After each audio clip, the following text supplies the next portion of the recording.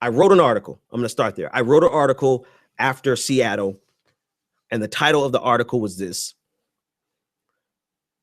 because since white people can't criticize Black Lives Matter, allow me. And the reason I titled it that is because there is this prevailing notion in a lot of Black Twitter and Black Lives Matter. And I'm not talking about the organization. I'm talking about the mantra, the banner, the war cry, Black Lives Matter. There's this prevailing notion that if you're white, you can't tell them nothing. On so many levels, that's just stupid. On so many levels, that's just ass backwards. But even more, it's really a political posturing technique, a rhetorical technique of silencing any criticism and making any criticism of Black Lives Matter from white people automatically racism. And this is what I had to explain to a white lady today. God bless you. I'm sure you're a good human being. But she was online trying to lecture all of the white people from Bernie supporters and try to lecture them into saying, how dare you attack Black youth? Talking about the Minnesota action last night. And I inserted myself into the conversation because I need you to understand. She was talking, wait, hang on. One of the things she said, which was completely asinine. She was like, she didn't understand why I was coming at her because she was just trying to call out. All she was doing was trying to call out white fragility, right? All these white men are just so fragile. Their masculinity is fragile. Their whiteness is fragile, and they can't handle having anybody Black say something. And so they get on social media and they just insult Black youth. That does exist. However, it is not an all or none proposition. It is not a dichotomous switch where that's not even what I'm looking for. What am I looking for? It's not an absolutist position that everything said by a white person is automatically racist or fragility. It's a convenient political position to shut up anybody you disagree with. And trust me, every bit of nuance, every bit of second argument, counter arguments, everything that people are thinking in their heads right now, I've already processed, okay? Email me, I've already processed it. I know that it is a useful technique. I know sometimes it is racist. I know sometimes it is a way of trying to control the white people trying to control and shut down Black conversations, right? But just because you run into that 80% of the time doesn't mean that 100% of the time that's what's happening.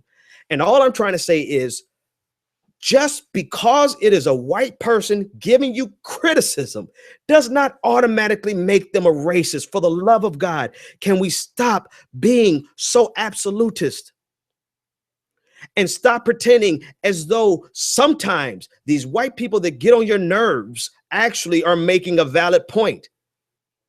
But if you can't take it from a white person, see me. What happened in Minnesota last night, from everything that I've gathered so far, and I haven't found anything to make me change my opinion, was bullshit. Now, you heard it from a Black person. Now, maybe since you heard it from a Black person, you can go back and say, well, maybe that white person who's normally angry, who really is out of order most of the time, maybe they could be right in this one instance. 9 other times they could be wrong, but in this one instance, could their criticism actually be valid?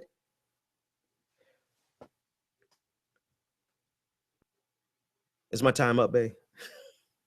My wife is coming in. I guess I'm waking folks up. Oh, she wants her phone. There you go. Can their criticism or their critique be valid? And can we get off this notion that anybody white has absolutely nothing to say about Black issues? You may not care about what they have to say, but just because they open their mouth and say something contrary to what you believe does not automatically make them a racist. And the absurd notion underneath that is really not that they think that you're a racist. It's the fact that they understand that they can control your responses. They can control the conversation. And yes, this is kind of like the player revealing the game. Maybe I shouldn't be revealing the game because it's beneficial in certain circumstances, particularly when you're talking about certain white people who absolutely want to shut down anything positive for Black people. It is an effective tool. It's a great rhetorical tool, but it's also an absurd tool. And I believe we don't have to use that type of manipulation. I believe that the facts are on our side. I believe that the data is on our side. I believe that the moral arc of the universe is on our side. I believe that we do not have to manipulate people with little rhetorical games of shutting down anyone, just like they would shut me down for saying something about Hillary Clinton and they try to call me a misogynist. I am a recovering misogynist. I will admit to that. My friends, some good friends from my circle really have helped me become better than a misogynist. But it's this shutdown game that conservatives complain about. They complain about it because it's actually true on their end. But I digress. Let me leave that alone. The point of everything I'm saying is this. Last night, I don't care how angry, I don't care if you didn't like what they were saying. I read some of the comments from some Bernie Sanders supporters, and does it bother me that it came from white people? No. The only thing that matters to me is what they're saying valid?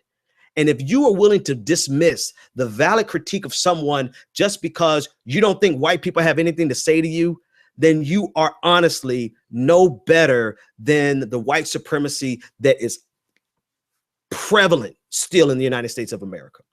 You cannot become the monster that you're trying to oppose. You cannot become the dictator if you're trying to oppose a dictator. You cannot become authoritarian when you're trying to tear down an authoritarian regime. If you do, then what the hell is the point? There is none. And I think with that, I've jumped over the shark, and it's time to call. It's time to call it a day. Listen, support the Benjamin Dixon Show. Go and subscribe to theprogressivearmy.com. Join our blog there. We have some great writers that are doing some good things over there. Go to benjamindixonshow.com. Subscribe to this channel. We set a goal to hit 5,000 subscribers by February 9th. You guys blew that out of the water. We're at 5,300, almost 5,400. And so the supporters in the chat room, they put it out there and they said, listen, let's go for 6,000 by February 9th. Help us make 6,000 by February 9th. If you want this type of message to get out on a regular basis, if you want somebody that's going to fight for you, that is part stupid and just part genius, but just an asshole, but a good guy in his heart. So I'm just, I'm good for any scenario. Subscribe, share as many videos as you can. Help us support the Benjamin Dixon Show. And if you really like what we do, go to patreon.com/the BPD Show and become a Patreon. Thanks to all of my recent Patreons. What you do, every dollar that you give us, I guarantee I'm going to squeeze $5 to $10 out of it because we work very efficiently like that. Tomorrow night, I'm looking, I may have the Progressive Army on to host a show. So see me tomorrow night. Friday night, see the Progressive Army tomorrow night. Friday night, I'll be on Tim Black's show.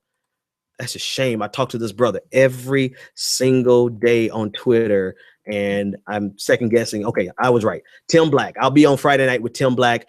He's a Bernie supporter, and he wants to just have a hangout and chat. So I'll be there. So guys, on Friday night at 9 o'clock, go over to Tim Black's channel, and you can hang out with me over there. We'll just be kicking it, and I'll be sipping on a cognac or maybe a scotch, depending on how I feel.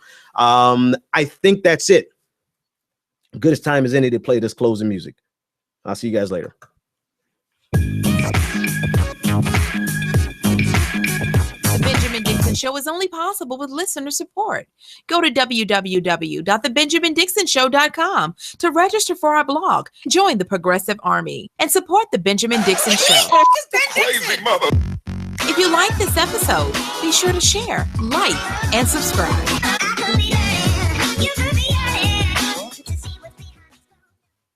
Consider becoming a Patreon. Go to www.patreon.com/the BPD Show and support the Benjamin Dixon Show.